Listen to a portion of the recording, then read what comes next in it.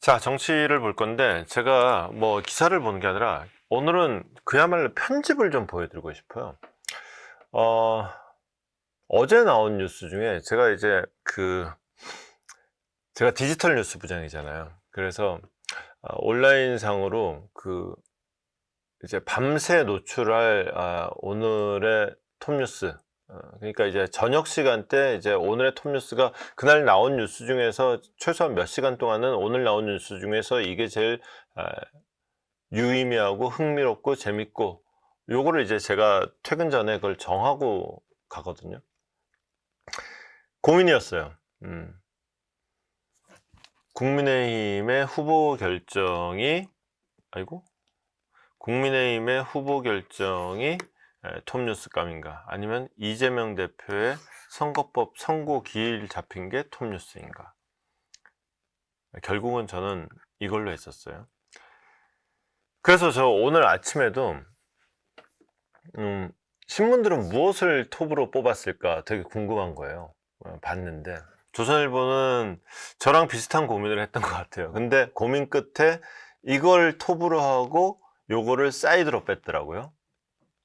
딴 신문들은 어떻게 했는지 보세요. 중앙일보도 비슷합니다. 국민의힘의 일단 2명 결정, 김문수, 한동훈이라는 거를 사실상 톱으로 하고, 이재명 선거법 대법원 선고를 사이드로 뺐는데 사이즈가 달라요. 요게 이제 조선일보보다 더 작아졌죠. 동아일보 같은 경우에는 김문수, 한동훈까지는 했는데 이재명이 없네? 이재명은 여기 지금 제가 캡처한 거 밑에 있어요. 그 다음에 이거 제가 좀 이해 안 된다는 기사, 이거를 오히려 톱으로 올려놨고요. 세계일보 같은 경우에는 이재명 대표의 선거법 기사를 톱으로 옮기고, 트럼프의 그 자동차 관세 인하 얘기를 사이드로 빼놨어요. 오히려 국민의힘이 일면에 이 아래에 숨어 있습니다. 한국일보도 이재명 대표 기사를 일면으로 했어요. 초유의 신속 결론. 그러면서 그 밑에 김문수, 한동훈 이렇게 잡혀 있습니다.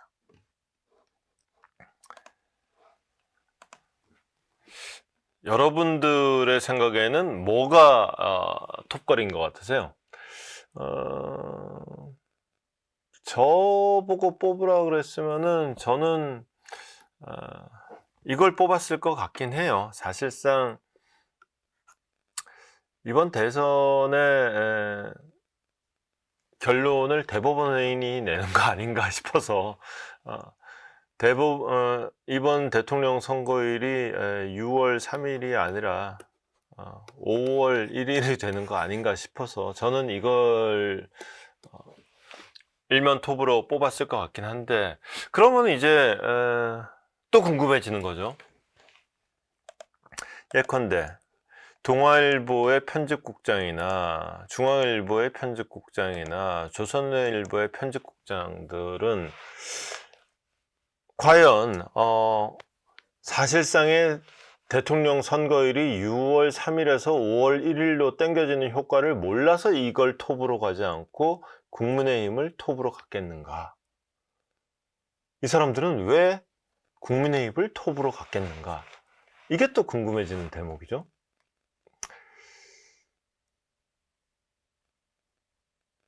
뉴스의 가치를 정할 때 이제 몇 가지의 조건들이 있어요. 이제 보통 이제 신문 방송을 공부할 때 첫째는 이제 그 영향이, 이 뉴스가 미치는 영향, 그 다음에 둘째는 이 뉴스와의 어떤 심리적 거리예요. 그 다음에 세 번째는 의외성이라는 변수가 들어가 있어요. 의외성이라는 변수에는 크게 보면 이제 재미라는 범주까지 포함되겠죠. 그러니까 의외성이라는 범주가 그 속칭 얘기하는 아주 널리 쓰이는 격언이죠. 개가 사람을 물면은 뉴스가 안 되고 사람이 개를 물면은 뉴스가 된다라는 격언. 이렇게 봤을 때 제가 지금 조건을 그 외에도 몇 가지 더 있습니다. 3가지 조건을 얘기했는데 첫 번째 조건에 비춰보면은 요게 더 부합하는 것 같고 톱 기사로. 근데 요게 두 번째, 세 번째 기사에 부합하느냐에 따라서 이게 톱뉴스로 뽑힌 게 아닌가. 즉 요거를 이제 첫 번째 조건에는 조선일보도 동의할 텐데 아마 두 번째 조건에서 조선일보의 생각이 달랐고 다른 신문들도 이 두 번째 조건에서 이쪽으로 톱을 뽑았던 게 아닌가 싶은 생각도 들긴 듭니다. 또 하나는 이것도 있어요.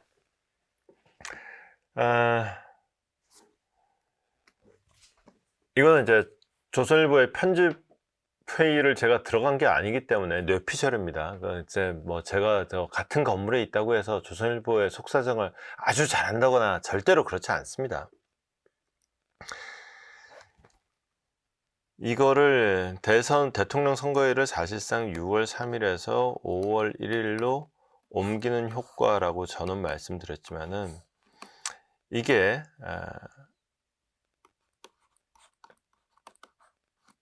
무죄가 기대된다거나 확신한다거나 뭐 그랬더라면은 이게 일면 톱으로 갈 가능성도 있었을 텐데 무죄를 확신하기에는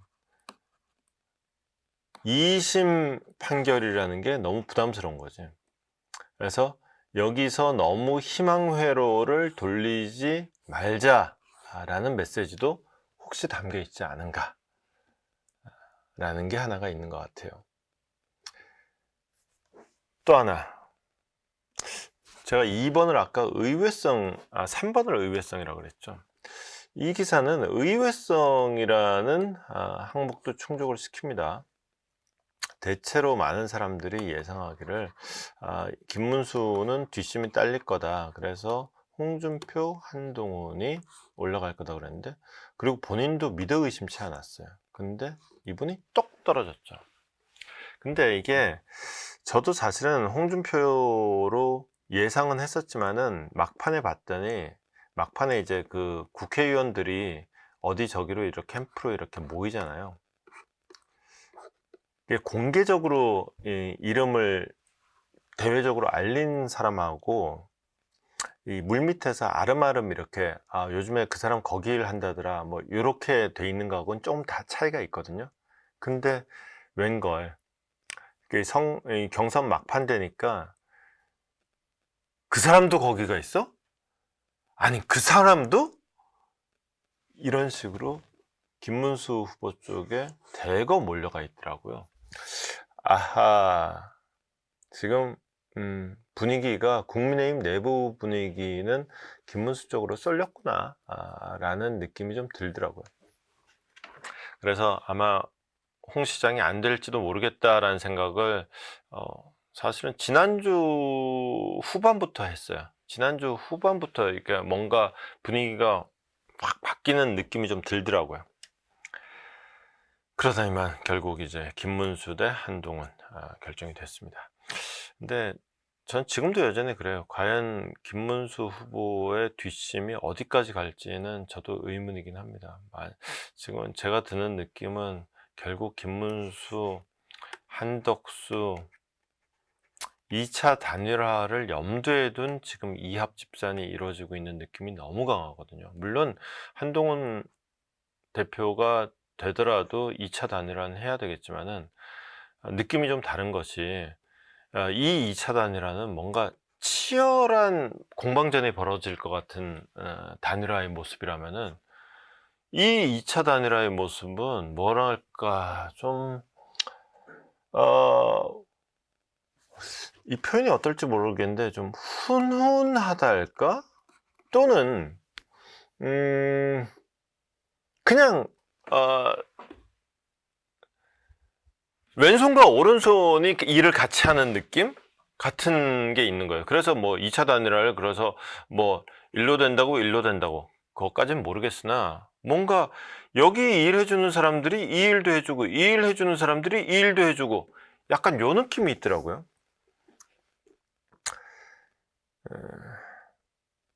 이게 또 대선 과정에서 어떤 변수가 될지, 그리고 이 두 명 중에서 최종 한 명을 뽑을 때 또 어떤 영향을 미칠지도 굉장히 주목되는 대목입니다. 자, 우리 이재명 대표 얘기도 살짝 한번 해보고 마무리 지어야죠. 자, 내일 대법원이 낼 수 있는 선고는 딱 세 개입니다. 무죄 확정, 파기환송, 파기자판. 무죄 확정은 이게 상고 기각입니다. 상고 기각. 그 다음에 파기환송. 파기환송이라는 건 이재명 유죄. 근데 형량은 몰라. 파기자판. 유죄. 근데 형량 빵빵빵 얼마? 이거 세 개입니다. 상고 기각, 무죄 확정. 이건 뭐 진짜 뭐 정말 대단한 변수가 없는 한 내일 이재명 대통령 당선 확정 거의 그 뜻과 비슷한 효과가 날 거고요. 그 다음에 파기환송. 이게 제일 복잡합니다. 이러면은 유죄는 유죄인데 이제 형량이 왔다리 갔다리예요. 형량을 몰라요. 그러면 이제 뭐 유죄이긴 하지만은 뭐 저기 뭐 별 상관없는 거다. 그러고 그러면은 야 너는 저기 어쨌거나 범죄자인데 뭐 무슨 대선에 출마하냐 뭐 그다음에 뭐 그러면은 만약에 당선되면은 이 파기환송심은 뭐 계속 하는 거냐 마는 거냐. 그럼 만약에 거기서 형량이 가볍게 나온다 그러면은 이게 대통령 봐주느라고 이렇게 됐다. 웬간 말들이 또 나오겠죠. 이게 제일 논란이 있는 거고요. 그래서 법조계에서는 파기자판 가능성은 굉장히 낮다고 봅니다. 뭐냐면은 이게 파기환송 시켜 놓으면은 지금 대법원은 이례적으로 딱 결론을 내는데 고등법원이 이렇게까지 빨리 결론을 내느냐? 그렇지는 않을 거란 말이죠. 그럼 결국 어쨌거나 대통령 선거 이후에 이제 형량이 나와요. 그 이후에 만약에 징역 벌금 100만 원 이상이 나오면은 대통령 선거 또 다시 해야 돼요. 물론 그 재판을 계속할지 말지도 또 논란이 될 것이고. 그러니까 제가 보기에는 이건 지극히 개인적인 관측입니다. 지금 대법원에서 이거를 굳이 5월 1일로 일반적인 예상보다 훨씬 빨리 일찌감치 이 문제를 결론 내려고 하는 이유는 이게 혼선을 최소화하기 위해서인데 파기환송을 하면 혼선이 똑같다. 그러니까 제가 보기에는 법조계에서 일반적으로 파기자판 가능성을 매우 낮게 봅니다. 근데 지금 대법원의 행태를 보면 파기자판을 염두에 두고 있는 게 아니냐. 이 파기자판을 하면은 뭐 1심에서 징역 1년이 나왔었죠. 물론 집행유예지만 2심에서는 무죄였죠. 극단적인 양극단이긴 하지만은 여기다가 뭔가 좀 딱 깔끔하게 형량까지 정해서 더 이상의 논란을 없애는, 무죄도 확정도 더 이상의 논란을 없애는. 그래서 저는 파기환송은 오히려 지금 5월 1일에 급하게 날짜를 잡는 걸 보면은 더 이상의 혼란은 막겠다는 의지가 너무나도 확고하고, 그렇게 본다면은 일단 파기환송의 가능성은 낮지 않은가. 상고 기각이거나 파기자판 아니겠느냐. 제가 보기엔 그렇습니다. 어디까지나 제 생각이고요. 제가 법을 공부해 본 적은 있으나 사법시험은 1차 시험도 본 적이 없다는 사실은 고지해 드립니다. 이 사실 참고하고 들으시면 좋겠습니다.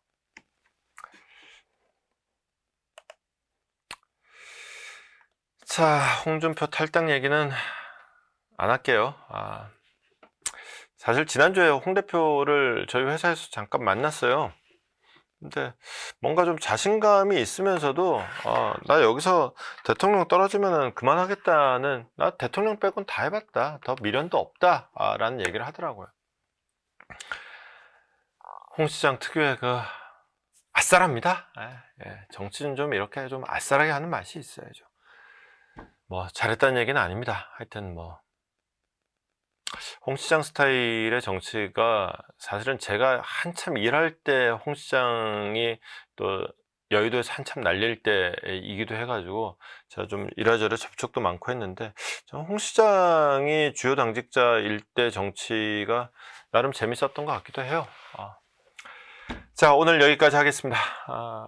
함께 해주신 여러분 감사하고, 기사 배치에 의미가 있다는 걸 오늘 알았어요. 기사의 배치에 의미 굉장히 많고요. 나름 굉장히 고심해서 기사들 배치합니다. 그리고 근데 제가 오늘 배치에 담은 이런저런 의미 분석은 다 제 뇌피셜이었습니다. 그 회사 편집국 회의에 제가 들어가본 게 아닙니다.